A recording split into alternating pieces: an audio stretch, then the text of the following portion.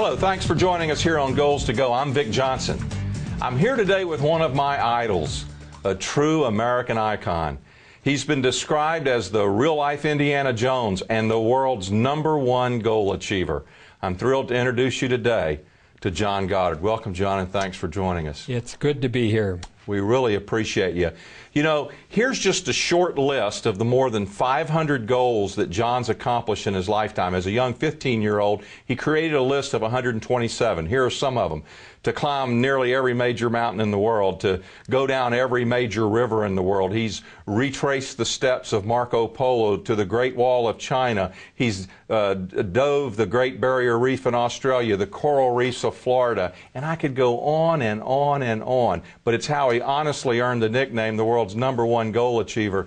John, how in the world were you able to do those things? Why did you choose such a big list, and why were these such big goals?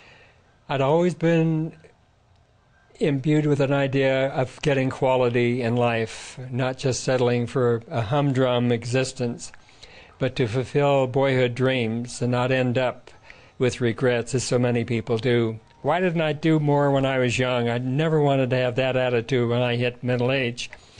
And by reading omnivorously, a total bibliophile, the more I read, the more things I wanted to do. And I'd read about various rivers and mountains and scenic wonders and historical places like Egypt and its great archaeological wonderland. And that wasn't good enough. I wanted to see them firsthand. So by feeling that I was going to organize each year to fulfill these dreams, I would have weekly, monthly, annual lists of things to do.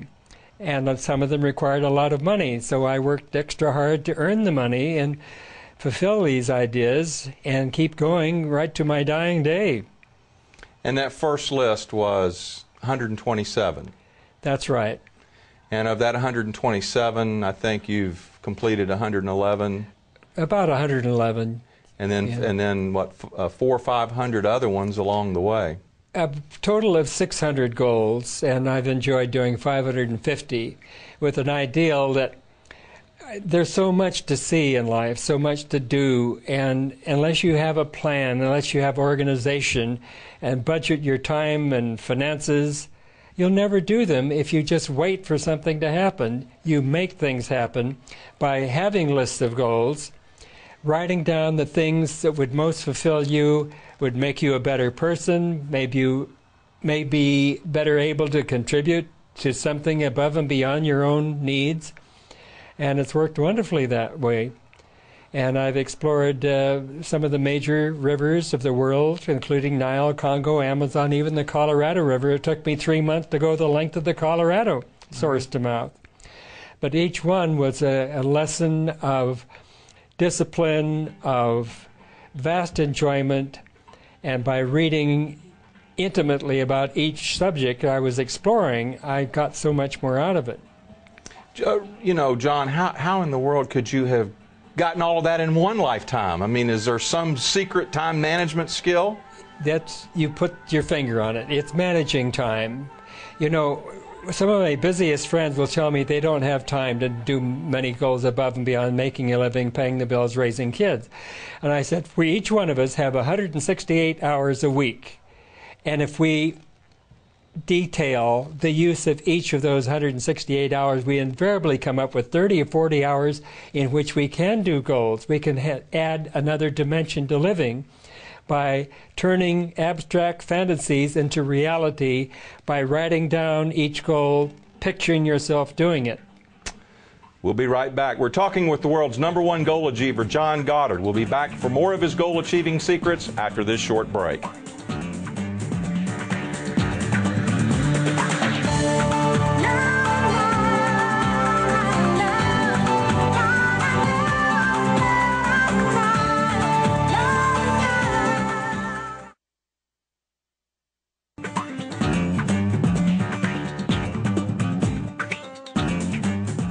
John Goddard is here with me today, and we're discussing some of the amazing feats of his lifetime. John, you know, when I look at the list, It is so varied. I mean, it's all over the globe. It's not just adventures. I mean, there's all types of things. You've taught yourself different languages.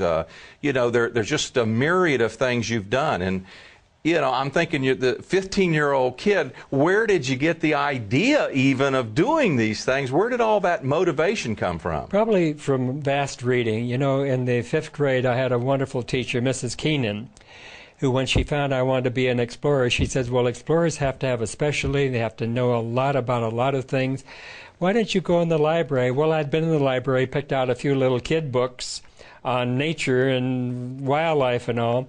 But that started me in the habit that I still pursue to this day of going in and having a library adventure where I'll walk into a section of the library I'm not really familiar with, pick out a book and start reading it. And that stimulates my love of variety, whether it's food or experience or people or, you know, we were talking about dessert. And I see people go into a ice cream parlor offering 31 different flavors and order vanilla. And that always cracks me up. And I'll say, but Jerry, there are 31 different flavors. Why would you pick vanilla? Have you tried spumoni and pistachio and baseball nut and fudge brownie? And well, no, I like vanilla. But how do you know that you wouldn't like one of these other delicious things? Well, I'm content with vanilla, and I call that vanilla syndrome, where people go through life satisfied with a vanilla existence, where not much happens, where there's little change, where they're content with being a member of the herd and average. Right. And that's not good enough and shouldn't be good enough for anyone.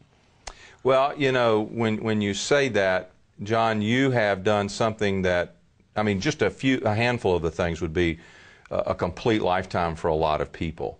But certainly there had to be along the way times when you wondered, you know, there's something wrong with me, or am I a flake or whatever? You seem to be very comfortable in your own skin. Well, that came a lot from my wonderful parents who believed in me. And I could imagine what went through their minds as I was growing up, saying, how did we produce this weird little kid who catches rattlesnakes, who makes friends of gophers and loves nature and will go down the beach and surf 10-foot storm waves? We're also conventional in our family. But they made me feel that was okay, that they never made me feel like a weird kid or a flake or something that they should squelch and redirect in a more conventional way. And as I mentioned to you, you know, it's a wonderful legacy for parents to give permission to their kids to be what they are attracted to let them grow to the beat of their own drummer, and to grow up fulfilled by not becoming just like dad or mom in anything, but being an individual that is doing things that are exciting and fulfilling and growth producing. And I got started on reading voraciously from the time I was 10 years old right to the present day. I was up till 3 o'clock this morning reading an exciting book on astronomy. And by waking up each day with a sense of excitement, what's this day going to bring? What new experiences can I have? What new books can I encounter? I just bought 5 books at Barnes & Noble in Glendale last Saturday. And as you read, you're stimulating your brain because you create images and pictures that TV fails to do. And when I see kids watching 6 hours of TV on a weekend or each Saturday, maybe 2 to 4 hours on weekdays, I think, what a waste. And so often they're watching things they should be out doing and then getting more out of it and enjoying the stimulation of brain and body so that they're growing a little every day. Good. What was the #1 goal on the list of the world's #1 goal achiever? You'll find out when we come back. You don't want to miss this.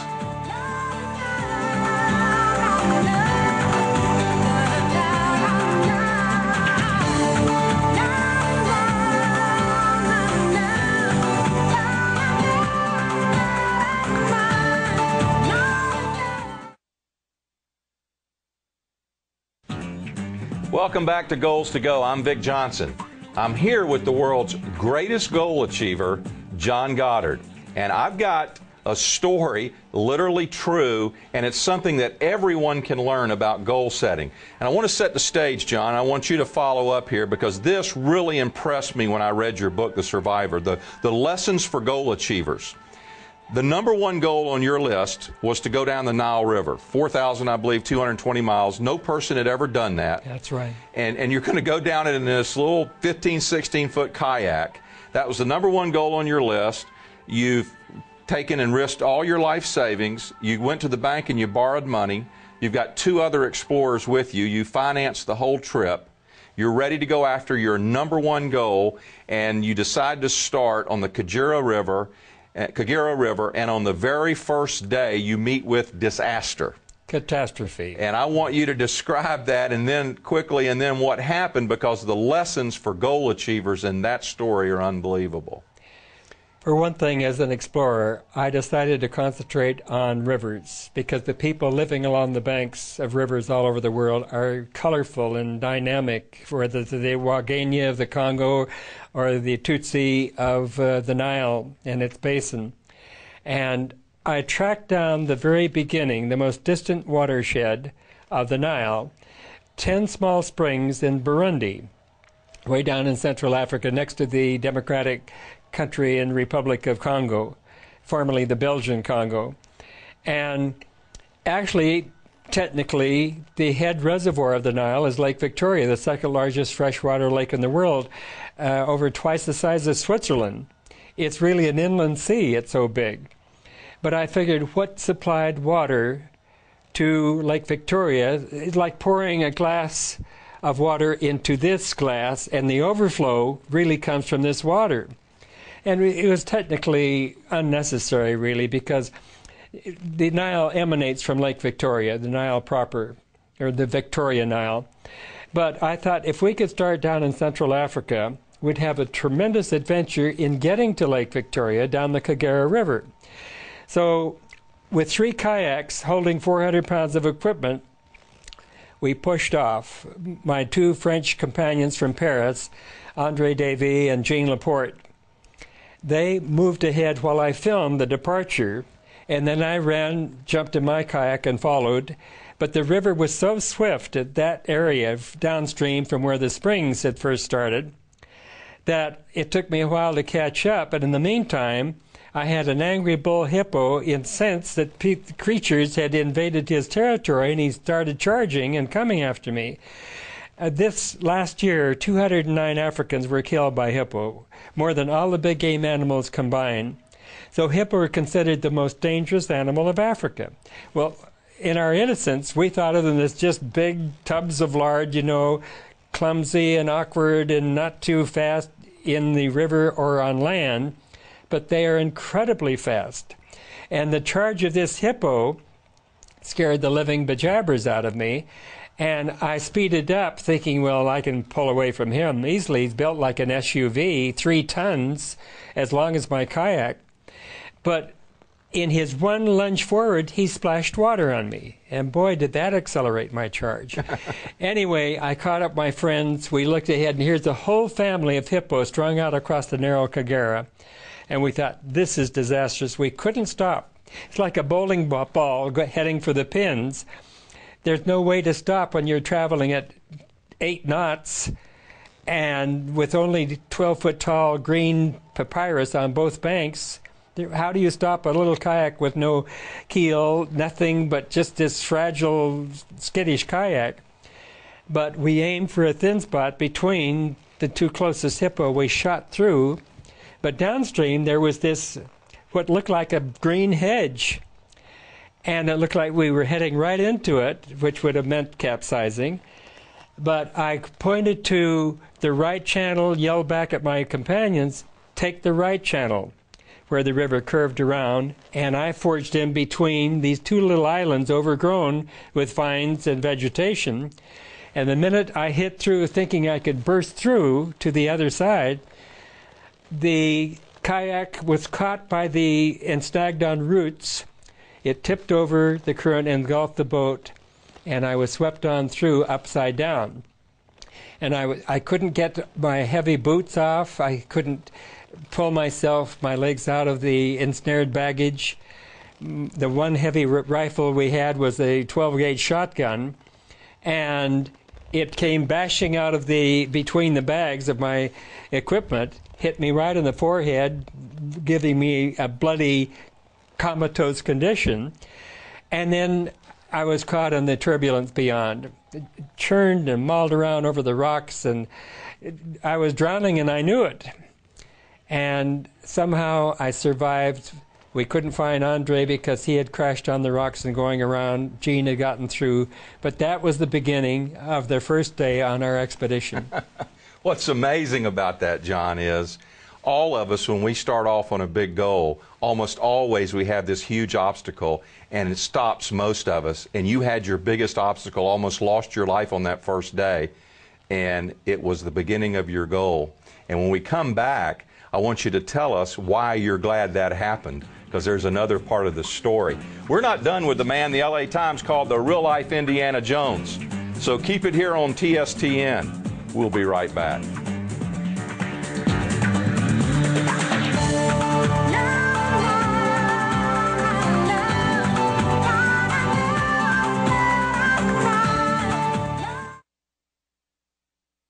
Welcome back to Goals to Go. I'm Vic Johnson. My guest today is the real-life Indiana Jones, John Goddard.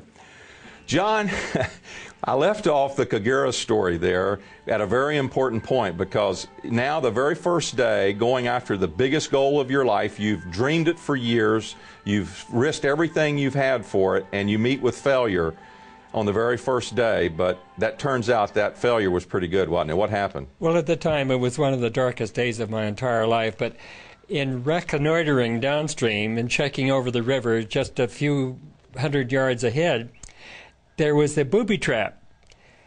And hidden by trailing vines, some of them 40 feet long, trailing down from the interlacing branches of the trees above, and hiding a murderous stretch of cataract that was impassable. If we had gotten through the first set of white waters, we would never have made it alive through the second, because there were no channels. Everywhere we looked, with this heavy current, swift current, there were rocks and boulders. And going at that speed in little fragile boats of hickory, of rubber and canvas, we would never survive. Amazing. And if we had capsized, we would have been bashed on the rocks, and then the crocodiles would have had real feasting. Amazing. So you got up that first day, you're beat up, you're scratched up, you're scraped up, you recovered, you recuperated, you got some new equipment, and you went back, you went down the Nile. It took you 10 months, and you achieved your #1 goal. We kept the main goal in mind, the Mediterranean, and going to enjoy every day of all those months from then on. And that's a story in itself, Right. which I wrote in Kayaks Down the Nile, my first book. Right.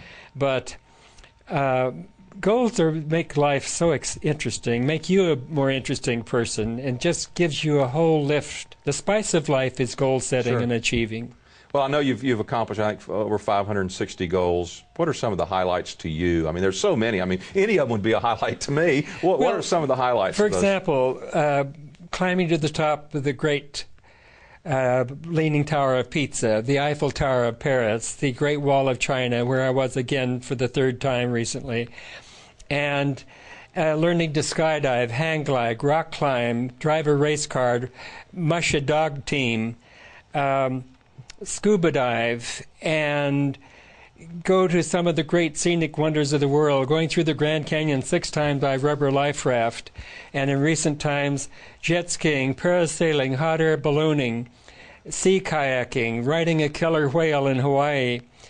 Those all have been immensely interesting, and never done with an idea I might get my name in the paper. I've never been interested in attention from that viewpoint. I know you and Carol went down, I think, recently and did something with the Rays down there. We did. We went to Stingray City in the Bahamas, and we went whaling on a cruise ship, a whaling observatory ship off Santa Barbara. The first trip, we spotted and watched 51 humpback whales. On the second trip, we were out looking for blue whales, but we saw probably over 500 dolphins, practically from horizon to horizon.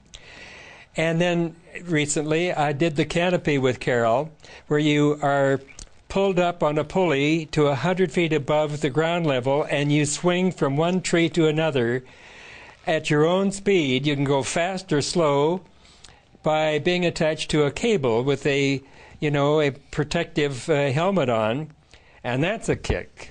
That was in the jungles above Puerto Vallarta. Before we go, John, I really want to let everyone know you got a great book called The Survivor that I know it's available at Amazon, and you can get it at bookstores or order it from bookstores. I found it to read like a novel. I mean, each page you're just sitting on the edge of your chair, what's going to happen on the next page. A great book. Tell us a little bit about the cover of that book. I know you feel especially great about the cover of it. Yes, the cover is a painting that depicts a lot of the things I enjoy doing, like flying jet fighters, climbing to the top of a mountain. That's Mount Kenya, the highest mountain of Kenya, and the second highest mountain of Africa. There's a herd of elephant on the left with me and my kayak. There's a little montage of some of the things I've loved doing. But the book has 24 color plates in it, 19 black and whites, and it's a wonderful gift for young people. Well, John, we've really appreciated having you with us here today. You are indeed the world's #1 goal achiever. That's all the time we have for today's Goals to Go. Thank you for joining us. This is Vic Johnson, and thank you.